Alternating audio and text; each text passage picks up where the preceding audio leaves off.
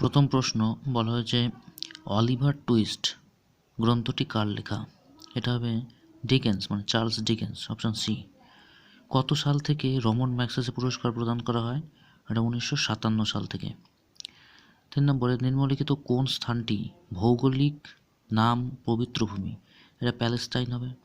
4 নম্বর সূর্যের পরে পৃথিবীর দ্বিতীয় নিকটতম নক্ষত্র কোনটি? এটা হবে Proxima Centauri, option C. Chola বংশের প্রতিষ্ঠাতা কে ছিলেন? Option B বিজয়ালয়া Chola.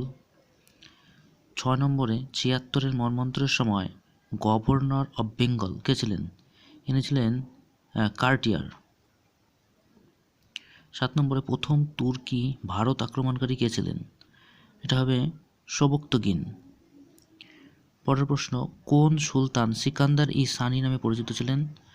এটা হবে আলাউদ্দিন খলজি। পরে সম্রাট অশোক কবে সিংহাসন আরোহণ করেন? সম্রাট অশোক সিংহাসন আরোহণ করেন 273 BC।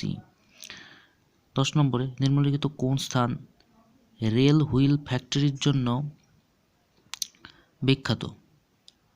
তো এটা হবে ব্যাঙ্গালোর। এরপরে চন্দ্রগ্রহণ হয় কখন হবে? পৃথিবী যখন সূর্য ও চাঁদের মাঝখানে চলে আসবে।